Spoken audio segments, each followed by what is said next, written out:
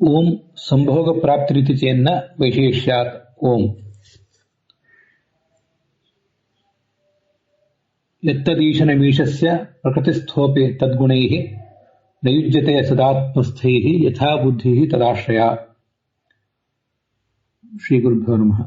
ಈ 8ನೇ ಸೂತ್ರ 1ನೇ ಅಧ್ಯಾಯದ 2ನೇ ಪಾದದ್ದು. ಅದರ ಸತ್ತರ್ಕ ದೀಪಾವಳಿ ಈಗ ನೋಡೋಣ. ಮುಂದೆ ತತ್ವಪ್ರಕಾಶಕ, ತತ್ವಪ್ರದೀಪ ಇತ್ಯಾದಿಗಳನ್ನ ನಾವು ನೋಡಬಹುದು. ಸತ್ತರ್ಕ ದೀಪಾವಳಿಯಲ್ಲಿ ಯತ್ತದೀಶನಮೀಶಸ್ಯ ಅಂತ ಒಂದು ಶ್ಲೋಕ ಉದ್ಧರಿಸಿದ್ದಾರೆ. ಅದನ್ನೇ ಈಗ ಮಂಗಲಾಚರಣದಲ್ಲಿ ಹೇಳಿದೆ.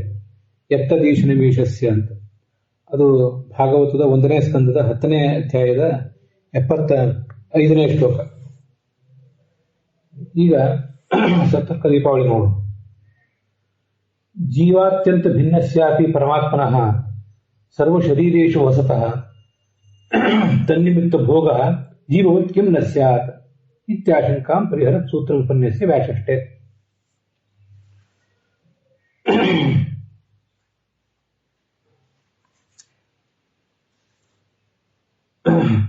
ಈ ಸೂತ್ರ ಯಾಕೆ ಹೊರಟಿದೆ ಅಂದ್ರೆ ಅದೊಂದು ಆಕ್ಷೇಪ. ಈ ಪರಮಾತ್ಮನನ್ನು ಸರ್ವಗತ ಅಂತ ಹೇಳಬೇಕು, ಜೀವನನ್ನು ಸರ್ವಗತ ಅಂತ ಹೇಳಬೇಕು ಅಂತ ಒಂದು ಪ್ರಶ್ನೆ ನಡೆದಿದೆ.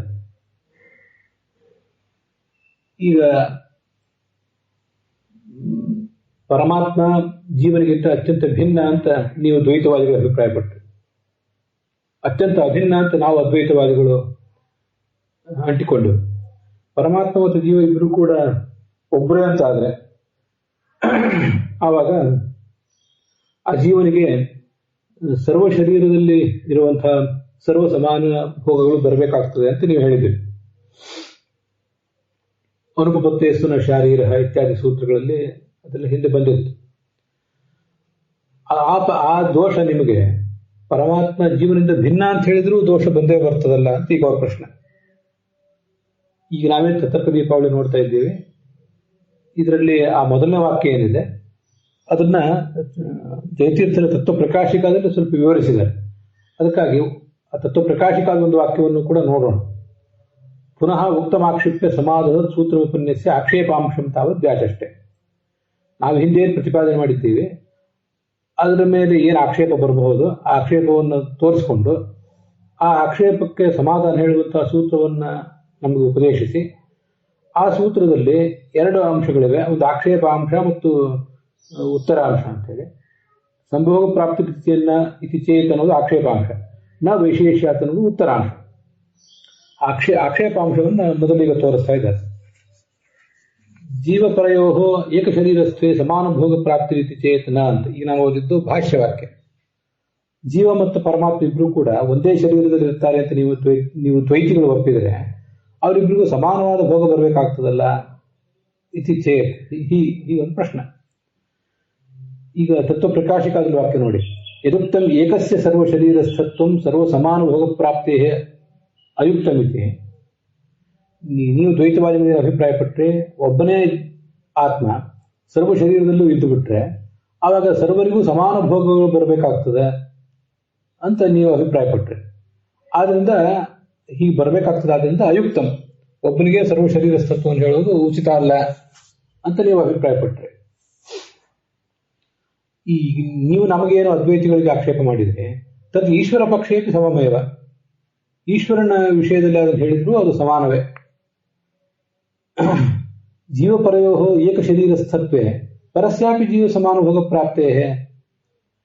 ಈ ಜೀವ ಮತ್ತು ಪರಮಾತ್ಮ ಇವರಿಬ್ಬರು ಕೂಡ ಒಂದೇ ಶರೀರದಲ್ಲಿ ಇದ್ದಾರೆ ಅಂತ ಆದ್ರೆ ಆ ಜೀವನ ಶರೀರದಲ್ಲಿ ಏನೇನು ಸುಖ ದುಃಖಾದಿಗಳಾಗಬೇಕು ಅದು ಪರನಿಗೂ ಆಗಲೇಬೇಕು. ಯಾಕೆಂದ್ರೆ ಇಬ್ರು ಸಮಾನ ಶರೀರದಲ್ಲಿದ್ದಾರೆ. ನಹಿ ದಹ್ಯಮಾನ ಗೇಹ ಗತಯೋ ಅನ್ಯತರ ಸೇವ ದಾಹ ಇತಿ ಯುಕ್ತಂ. ಒಂದು ಮನೆ ಸುಟ್ಟು ಹೋಗ್ತಾ ಇದ್ರೆ ಆ ಮನೆಯಲ್ಲಿರುವಂತಹ ಒಬ್ಬನಿಗೆ ಮಾತ್ರ ದಾಹ ಆಗ್ತದೆ, ಇನ್ನೊಬ್ಬರಿಗೆ ಆಗೋದಿಲ್ಲ ಅಂತ ಹೇಳಿ ಬರೋದಿಲ್ವಲ್ಲ. ತಥಾತಿ ಈಶ್ವರಸ್ಯಾಪಿ ದೋಷತ್ವಾತ್ ನಾಯಂ ಸರ್ವಗತಃ. ನಿಮ್ಮ ದೃಷ್ಟಿಯಿಂದ, ದ್ವೈತಿಗಳ ದೃಷ್ಟಿಯಿಂದ ಈಶ್ವರನು ಕೂಡ ಸರ್ವಗತ ಆದ, ಅದರಿಂದ ಅವನಾದ್ರೂ ಸರಿ ಈ ಸರ್ವಗತ ಆಗುವುದು ಹೇಗೆ ಅಂತ ಪ್ರಶ್ನೆ. ನಾಯಂ ಸರ್ವಗತ ಇತಿ ಭಾವ ಪರಿಹಾರಾಂಶಂ ವ್ಯಾಚಷ್ಟೆ. ಇದನ್ನು ಓದ್ತಾ ಇರೋದಿಲ್ಲ ತತ್ವಪ್ರಕಾಶಿಕ. ಇಷ್ಟು ವಿವರ ಅಲ್ಲಿ ಪದ್ಮನಾಭ ಟಿಪ್ಪಣಿಯಲ್ಲಿ ಟೀಕಾದಲ್ಲಿ ಬಂದಿಲ್ಲ ಆದ್ರಿಂದ ಇದನ್ನು ತಗೊಂಡಿದ್ರು ಅಷ್ಟೇ. ಜೀವ ಅತ್ಯಂತ ಭಿನ್ನಸ್ಯಾಪಿ, ಈಗ ಓದ್ತಿರೋದು ಸಪ್ತ ದೀಪಾವಳಿ ಪದ್ಮನಾಭ ತೀರ್ಥರು. ಜೀವನಿಗಿಂತ ಅತ್ಯಂತ ಭಿನ್ನನಾಗಿದ್ದಾನೆ ಪರಮಾತ್ಮ ಅಂತ ನೀವು ಒಪ್ಪಿದರು. ಸರ್ವ ಶರೀರೇಶು ವಸತಃ, ಅವನು ಎಲ್ಲಾ ಶರೀರದಲ್ಲೂ ವಾಸ ಮಾಡ್ತಿದ್ದಾನೆ ಅಂತ ಆದ್ರೆ ತನ್ನಿಮಿತ್ತ ಭೋಗ ಜೀವವತ್ ಕಿಂ ನ ಸ್ಯಾತ್, ಎಲ್ಲಾ ಶರೀರದಲ್ಲೂ ವಾಸ ಮಾಡ್ತಿರುವ ನಿಮಿತ್ತದಿಂದಾಗಿ ಜೀವರಿಗೆ ಆಯಾ ಶರೀರದಲ್ಲಿರುವ ಜೀವರಿಗೆ ಆಯಾ ಭೋಗ ಹೇಗಾಗ್ತದ ಹಾಗೆ ಇವನಿಗೂ ಯಾಕೆ ಆಗಬಾರ್ದು ಅಂತ ಆಶಂಕ. ಅದನ್ನು ಪರಿಹಾರ ಮಾಡುವ ಸೂತ್ರ, ಅದನ್ನು ಉಪನ್ಯಾಸ ಪಠಿಸಿ ಪ್ಯಾಚಷ್ಟೇ ಸಂಭೋಗ ಐತಿ. ಈಗ ನೀವು ಒಂದು ಉದಾಹರಣೆ ಕೊಟ್ರೆ, ಈ ತತ್ವಪ್ರಕಾಶಿಕದಲ್ಲಿ ಅದು ಬಂದಿದೆ. ಒಂದೇ ಮನೆಯಲ್ಲಿ ಇಬ್ಬರಿದ್ದಾರೆ, ಮನೆಗೆ ಬೆಂಕಿ ಬಿದ್ದಿದೆ, ಒಬ್ಬರಿಗೆ ಅದು ಸುಡ್ತದೆ ಇನ್ನೊಬ್ಬರಿಗೆ ಸುಡೋದಿಲ್ಲ ಅಂತ ಹೇಳಿ ಬರೋದಿಲ್ಲಲ್ಲ ಅಂತ ಪ್ರಶ್ನೆ ಮಾಡಿದ್ದೆ. ಆದರೆ ಅದಷ್ಟೇ ಪ್ರಶ್ನೆ ಅಲ್ಲ, ಆ ಮನೆಗೆ ಬೆಂಕಿ ಬಿದ್ದಾಗ ಮನೆಯಲ್ಲಿರುವ ಬೆಂಕಿಯನ್ನು ಆರಿಸಬೇಕು ಅಂತ ಒಬ್ಬ ಅಗ್ನಿಶಾಮಕ ದಳದ ಒಬ್ಬ ತಜ್ಞ ಅಲ್ಲಿ ಒಳಗೆ ಹೋದ್ರೆ ಅವನಿಗೇನು ಆಗೋದಿಲ್ಲ. ಯಾಕೆ ಅಂದ್ರೆ ಅವನನ್ನು ಆರಿಸಲಿಕ್ಕೆ ಒಳಗೆ ಹೋದವನಿಗೆ ಏನಾದ್ರು ಉಪಕರಣ ಇತ್ಯಾದಿಗಳನ್ನು ಹಾಕೊಂಡಿರ್ತಾನೆ, ಮತ್ತೆ ಅದಕ್ಕೆ ಬೇಕಾದ ಸಿದ್ಧತೆ ಅವನಿಗಿರ್ತದೆ. ಸಪ್ತ ದೀಪಾವಳಿ ನೋಡಿ, ಯಥಾ ಅಗ್ನಿಸ್ತಂಭನ ಸಾಮರ್ಥ್ಯವಾನ್, ಅಗ್ನಿಯ ಸ್ತಂಭನ ಮಾಡುವ ಸಾಮರ್ಥ್ಯ ಇದ್ದವನು, ಅಗ್ನಿಸ್ತಂಭನ ವಿದ್ಯಾ ಅಂತ ಆಗಿನ ಕಾಲಕ್ಕೆ ಇರ್ತಿತ್ತು. ಈಗ ಅದಕ್ಕೆ ಬೇಕಾದಂತಹ ಕೆಲವು ಉಪಕರಣಗಳು ಇತ್ಯಾದಿಗಳನ್ನೇನೋ ಹಾಕೊಂಡಿರ್ತಾನೆ. ಅಂತಹ ಸಾಮರ್ಥ್ಯ ಇದ್ದವನು ಅಗ್ನೋ ಪ್ರತಿಕ್ಷಿಪ್ತ ಪಾಣಿ ನ ಅಗ್ನ ದಶ್ಯತೆ, ಅಗ್ನಿಯಲ್ಲಿ ತನ್ನ ಕೈಯನ್ನು ಇಟ್ಟರೂ ಕೂಡ ಅವನಿಗೆ ಸುಡೋದಿಲ್ಲ. ಅದು ಮನೆಯಲ್ಲಿ ಇರೋದು ಮಾತ್ರ ಮುಖ್ಯ ಅಲ್ಲ, ಮನೆಯಲ್ಲಿ ಹೇಗಿದ್ದಾರೆ ಅಂತನೂ ಮುಖ್ಯ. ಏವಂ ಸಮರ್ಥತ್ವ ಶರೀರೇಶು ಅಸತೋಪಿ, ಭಗವಂತ ಎಲ್ಲಾ ಶರೀರಗಳಲ್ಲಿ ಇದ್ದಾನೆ ಹೌದು, ಆದರೆ ಸಮರ್ಥನಾಗಿದ್ದಾನೆ. ಅವನಿಗೆ ಆ ಶರೀರದಲ್ಲಿ ಇದ್ರೂ ಕೂಡ ಹೇಗೆ ಧಕ್ಕೆ ಆಗದಂತೆ ಬದುಕಬೇಕು ಅನ್ನೋ ಸಾಮರ್ಥ್ಯ ಅವನಿಗಿದೆ. ಆದ್ರಿಂದ ತನ್ನಿಮಿತ್ತ ದುಃಖಾದಿ ಸಂಬಂಧ ನ ಜೀವವತ್ತು ವಿಷ್ಣು ಶಂಕನೀಯ. ಆ ಶರೀರದಲ್ಲಿ ಇದ್ದ ಮಾತ್ರಕ್ಕೆ ಅಲ್ಲಿರುವ ದುಃಖಾದಿಗಳಾಗಬೇಕು, ಈ ವಿಷ್ಣುವಿಗೂ ಕೂಡ ಜೀವನಂತೆ ಅಂತ ನೀವು ಶಂಕೆ ಮಾಡಬಾರ್ದು. ಅದು ಆ ಶಂಕೆಗೆ ಅರ್ಥ ಇಲ್ಲ. ತಥಾಚೋಕ್ತಂ ಭಾಗವತರು ಹೇಳಿದ್ದಾರೆ ಅಂತ ಶ್ಲೋಕ ಹೇಳ್ತಿದ್ದಾರೆ, ಅದನ್ನ ಈಗ ಹೇಳ್ತೇನೆ. ಅದಕ್ಕಿಂತ ಮುಂಚೆ ತತ್ವಪ್ರಕಾಶಕನು ಒಟ್ಟಿಗೆ ನೋಡ್ತಾ ಇದ್ದೇವೆ, ಅದನ್ನು ನೋಡಿ. ಪರಿಹಾರಾಂಶಂ ತಾವದ್ವ್ಯಾಚಷ್ಟೇ ನ ಜೀವೇಶಯೋ ಏಕ ಶರೀರಸ್ಥತ್ವೇಪಿ ಸಮಾನುಭೋಗ ಪ್ರಾಪ್ತಿ. ಜೀವ ಮತ್ತು ಈಶ್ವರರಿಬ್ಬರು ಕೂಡ ಒಂದೇ ಶರೀರದಲ್ಲಿದ್ದರೂ ಅವರಿಗೆ ಸಮಾನ ಭೋಗ, ಸುಖ ದುಃಖ ಇತ್ಯಾದಿಗಳೇನು ಬರಬೇಕಾಗಿಲ್ಲ. ಈಶ್ವರಸ್ಯ ತದಪ್ರಾಪ್ತು ಜೀವಾದಪಿ ಸಾಮರ್ಥ್ಯ ವಿಶೇಷ. ಈಶ್ವರನಿಗೆ ಅದು ಬರದೇ ಇರಲಿಕ್ಕೆ ಏನು ಕಾರಣ ಅಂದ್ರೆ ಜೀವಾದಪಿ ಸಾಮರ್ಥ್ಯ ವಿಶೇಷ, ಜೀವನಿಗಿಂತ ಹೆಚ್ಚಿನ ಸಾಮರ್ಥ್ಯ ಅವನಲ್ಲಿದೆ, ಆದ್ರಿಂದ ಬರೋದಿಲ್ಲ. ಅಗ್ನಿಸ್ತಂಭನವತಃ ದಾಹ ಅಭಾವಾದಿತಿ ಭಾವ. ಯಾರು ಅಗ್ನಿಸ್ತಂಭನ ವಿದ್ಯೆಯನ್ನು ಕಲಿತಿದ್ದಾನೆ ಅವನಿಗೆ ಅದು ಒಳಗೆ ಪ್ರವೇಶ ಮಾಡಿದ್ರು ಕೂಡ ದಾಹ ಆಗದೇ ಇರುವುದೇ ಕಂಡಿದೆ. ಕಿಂ ತತ್ ಸಾಮರ್ಥ್ಯ ವಿಶೇಷ ಆಯಿತು. ಆ ಸಾಮರ್ಥ್ಯ ಏನದು ವಿಶಿಷ್ಟ ಸಾಮರ್ಥ್ಯ, ಏನು ಸಮಾನುಭೋಗ ಅಪ್ರಾಪ್ತಿ, ಸಮಾನುಭೋಗ ಆಗದೇ ಇರಲಿಕ್ಕೆ ಕಾರಣವಾದ ಆ ಸಾಮರ್ಥ್ಯ ಏನದು ಅಂದ್ರೆ ಅದಕ್ಕೆ ಉಕ್ತಂಚ ಗಾರುಡೆ ಅಂತ ಗರುಡ ಪುರಾಣದ ಮಾತನ್ನ ಅಲ್ಲಾಚಾರ್ಯ ಉದ್ಧರಿಸ್ತಾರೆ. ಅದಕ್ಕಿಂತ ಮುಂಚೆ ನಾವು ಒಟ್ಟಿಗೆ ನೋಡ್ತಿದ್ದೀವಿ, ಆದ್ರಿಂದ ಭಾಗವತದ ಶ್ಲೋಕವನ್ನ ಗಮನಿಸೋಣ.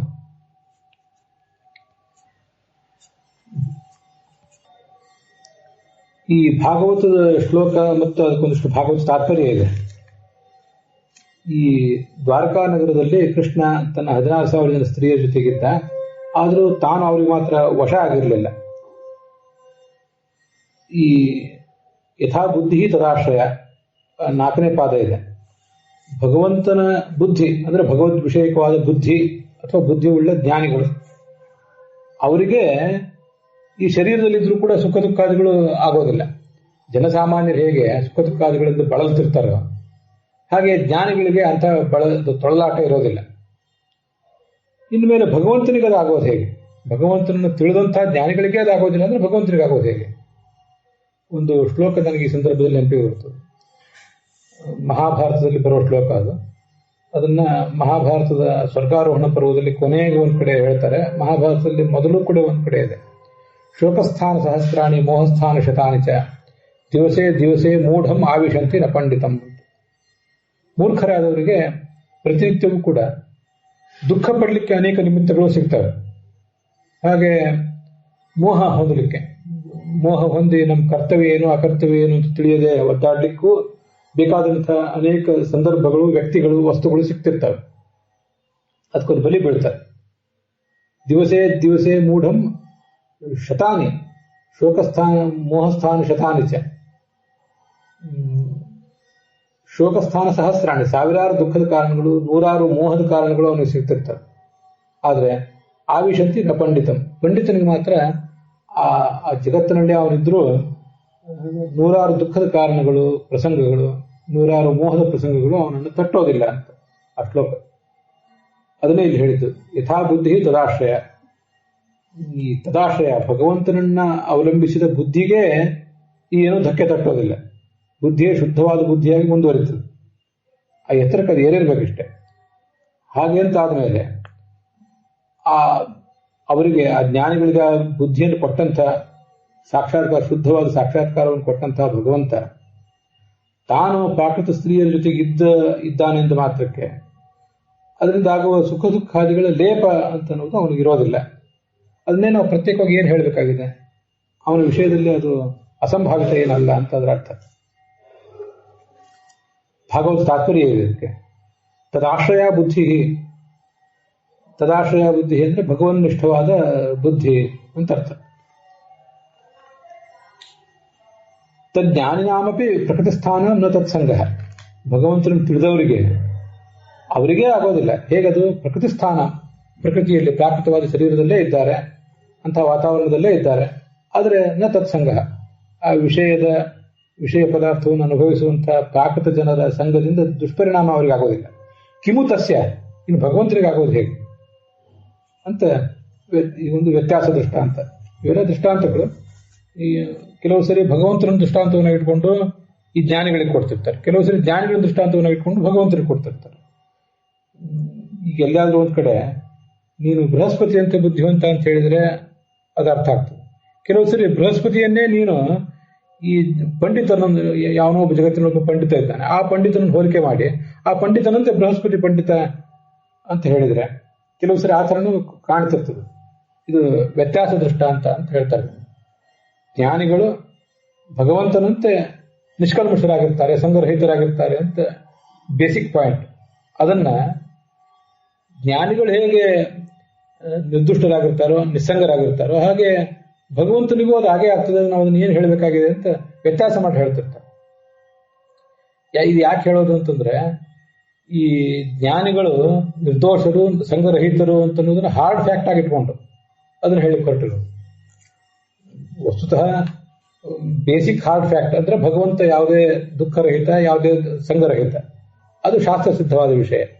ಅದನ್ನ ದೃಷ್ಟಾಂತವನ್ನು ಇಟ್ಕೊಂಡು ಜ್ಞಾನಿಗಳಿಗೂ ಕೂಡ ಏನು ಸಂಘ ಆಗೋದಿಲ್ಲ, ಧಕ್ಕೆ ತಟ್ಟೋದಿಲ್ಲ ಅಂತ ಹೇಳ್ತಿರ್ತಾರೆ ಸಾಮಾನ್ಯವಾಗಿ. ಆದರೆ ಜ್ಞಾನಿಗಳ ಮಹತ್ವವನ್ನು ತೋರಿಸ್ಲಿಕ್ಕೋಸ್ಕರ, ಒಂದು ಭಗವಂತನ ಜ್ಞಾನವನ್ನು ಪಡ್ಕೊಂಡ್ರೆ ಯಾವ ಲೆವೆಲ್ಗೆ ಏರ್ತಾನೆ ಮನುಷ್ಯ ಅಂತ ಅನ್ನೋದನ್ನು ಅವನಿಗೆ ತಿಳಿಸ್ಲಿಕ್ಕೋಸ್ಕರ, ಸಾಧಕರೆಲ್ಲರನ್ನು ಪ್ರೋತ್ಸಾಹಿಸಲಿಕ್ಕೋಸ್ಕರ ಜ್ಞಾನಿಗಳ ಬುದ್ಧಿಯನ್ನು ದೃಷ್ಟಾಂತವನ್ನು ಇಟ್ಕೊಂಡು ಭಗವಂತನ ದಾಷ್ಟಾಂತಿಕವನ್ನಾಗಿಟ್ಕೊಂಡು ಹೇಳಿದ ಅನೇಕ ಥರದ ಪ್ರಯೋಗಗಳು ಈ ಥರ ಕಂಡು ಬರ್ತಿರ್ತವೆ. ಬರೇ ಪುರಾಣಗಳಲ್ಲಿ ಮಾತ್ರ ಅಂತಲ್ಲ, ವಾದಿರಾಜ ಸ್ವಾಮಿಗಳು ಮೊದಲಾದವರು ಕೂಡ ಯುಕ್ತಿ ಮಲ್ಲಿಕಾದಲ್ಲೆಲ್ಲ ಇಂಥ ವ್ಯತ್ಯಾಸ ದೃಷ್ಟಾಂತಗಳನ್ನು ಪ್ರಯೋಗ ಮಾಡಿದ್ದಾರೆ.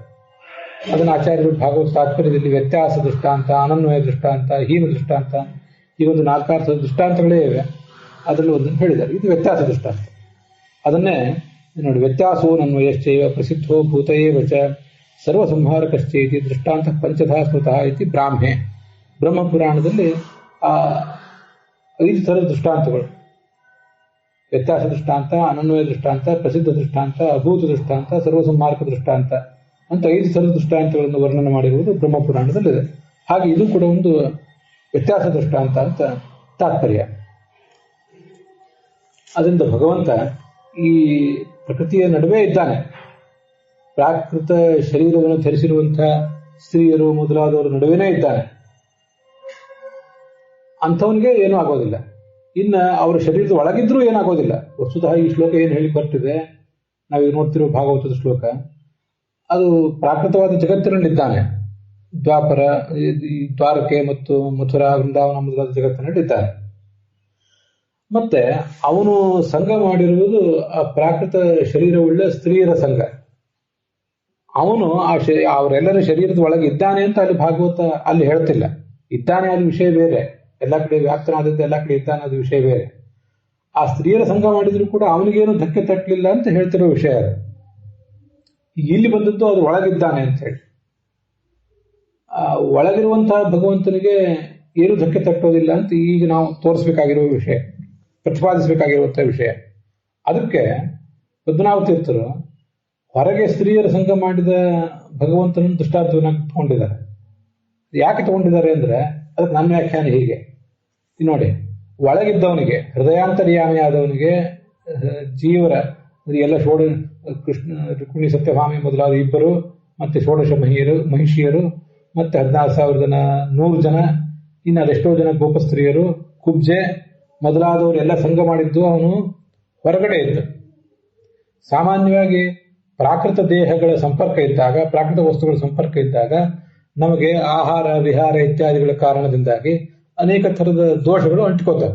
ನಮಗೆ ರೋಗ ಬರುವುದು, ದೈಹಿಕ ರೋಗ, ಮಾನಸಿಕ ರೋಗ ಇವೆಲ್ಲ ಬರುವುದು ಯಾತಕ್ಕಾಗಿ ಅಂದ್ರೆ ಈ ಪಾಂಚಭೌತಿಕವಾದ ವಸ್ತುಗಳ, ವ್ಯಕ್ತಿಗಳ ಸಂಪರ್ಕದಿಂದ. ಒಳಗಿದ್ದವನಿಗೆ ಬರೋದೇ ಇಲ್ಲ. ಒಳಗಿದ್ದವನು ಹೃದಯಾಂತರ್ಯಾಮಿ ಆಗಿರೋದ್ರಿಂದ ಅವನು ಅವುಗಳ ದೋಷ ಇಲ್ಲದಂತೆಯೇ ಒಳಗಿರ್ತಿರ್ತಾನೆ. ಅಂಥವನಿಗೆ ಅದು ಬರೋದೇ ಇಲ್ಲ. ಈಗ ಇಲ್ಲಿ ನಾವು ಬ್ರಹ್ಮಸೂತ್ರ ಭಾಷೆಯಲ್ಲಿ ನೋಡ್ತಾ ಇರೋದು ಒಳಗಿದ್ದವನಿಗೆ. ಹೊರಗಿದ್ದವನಿಗೆ ಬರಲಿಲ್ಲ ಭಗವಂತನಿಗೆ. ಹೊರಗಿದ್ದಾಗ ಆ ದೋಷ ತಟ್ಟುವುದು ಹೆಚ್ಚು. ನಮಗೆಲ್ಲರಿಗೂ ಕೂಡ ಅನೇಕ ಥರದ ದೈಹಿಕ ರೋಗಗಳು, ಮಾನಸಿಕ ರೋಗಗಳು ಇವೆಲ್ಲ ಬರುವುದು ಯಾವ ಕಾರಣಕ್ಕಾಗಿ? ನಾವು ಹೊರಗೆ ಇದ್ದೇವೆ, ನಮ್ಮಿಂದ ಇನ್ ಕೆಲವರಿಗೆ ರೋಗ, ಇನ್ ಕೆಲವರಿಂದ ನಮಗೂ ರೋಗ. ಹೀಗೆಲ್ಲ ನಾವು ಹೊರಗಿರೋದ್ರಿಂದ ನಮಗೂ ಮತ್ತೊಬ್ಬರಿಗೂ ಪರಸ್ಪರ ರೋಗಗಳ ಸಾಧ್ಯತೆ. ಈಗ ಹೊರಗಿದ್ದೇ ಭಗವಂತನಿಗೆ ಬರಲಿಲ್ಲ ಅಂದಮೇಲೆ ಒಳಗಿದ್ದವನಿಗೆ ಹೇಗೆ ಬರ್ತದೆ ಅಂತ ಅವ್ರ ತಾತ್ಪರ್ಯ ಇದ್ದಿರ್ಬೇಕು ಅದನ್ನು ನೋಡಿದ್ರೆ. ಅದಕ್ಕಾಗಿ ಒಳಗಿರುವ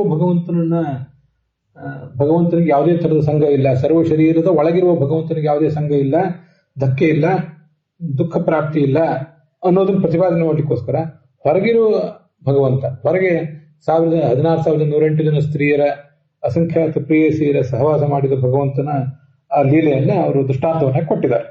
ಹೊರಗೆ ರೋಗ ಬರುವ ಸಾಧ್ಯತೆ ಹೆಚ್ಚು, ಒಳಗೆ ರೋಗ ಬರುವ ಸಾಧ್ಯತೆ ಅಂದ್ರೆ ಮಾನಸಿಕ ರೋಗಗಳು ಮಾತ್ರ. ಹೊರಗಿನ ರೋಗಗಳು ಹೆಚ್ಚು ಭಯಂಕರ ನಮಗೆ, ನಮ್ಮ ಒಂದು ನೆಲೆಯಲ್ಲಿ. ಅದಕ್ಕಾಗಿ ದೃಷ್ಟಾಂತ ಕೊಟ್ಟಿದ್ದಾರೆ ಅಂತ ನನ್ನ ಅಭಿಪ್ರಾಯ. ಭಾಗವತ ತಾತ್ಪರ್ಯದಲ್ಲಿ ಇದು ವ್ಯತ್ಯಾಸ ದೃಷ್ಟಾಂತ ಅಂತ ಬಂದಿದೆ, ಅಲ್ಲಿವರೆಗೆ ಹೇಳಿದ್ದೇನೆ. ವ್ಯತ್ಯಾಸ, ಅನನ್ವಯ, ಪ್ರಸಿದ್ಧ, ಅಭೂತ, ಸರ್ವಸಂಹಾರಕ ದೃಷ್ಟಾಂತ ಅಂತ 5 ಥರ ಏನು ಬಂದಿದೆ ಅದನ್ನು ನಾನು ಇಲ್ಲಿ ಹೇಳಲಿಕ್ಕೆ ಹೋಗೋದಿಲ್ಲ. ಹಿಂದೆ ಭಾಗವತ ಪ್ರವಚನದಲ್ಲಿ ಅದನ್ನು ಹೇಳೇ ಆಗಿದೆ. ಇಲ್ಲಿ ನಮ್ಗೆ ಆ ವಿಷಯ ಬೇಕಾಗಿಲ್ಲ. ಭಾಗವತ ತಾತ್ಪರ್ಯದಲ್ಲಿ ಅದನ್ನು ಹೇಳಿದ್ದಾರೆ ಅಂತ ಹೇಳಿದೆ. ಆ 5 ದೃಷ್ಟಾಂತಗಳಿಗೆ ಒಂದೊಂದು ದೃಷ್ಟಾಂತ ಇತ್ಯಾದಿಗಳನ್ನ ಆ ಟಿಪ್ಪಣಿಗಳಲ್ಲಿ ಹೇಳ್ತಾರೆ. ನಮಗದು ಈ ಪ್ರಸಂಗಕ್ಕೆ ಬೇಕಾಗಿಲ್ಲ. ಇದು ವ್ಯತ್ಯಾಸ ದೃಷ್ಟಾಂತ ಅಂತ ಅಷ್ಟು ತಿಳ್ಕೊಂಡ್ರೆ ಸಾಕು. ಅದಕ್ಕಾಗಿ ಆ ಭಾಗವತ ತಾತ್ಪರ್ಯವನ್ನು ಕೂಡ ಕೋಟ್ ಮಾಡಿದೆ. ಅಲ್ಲಿಗೆ ಇವತ್ತಿನ ವಿಭಾಗ ಸಮಾಪ್ತ ಆಗಿದೆ.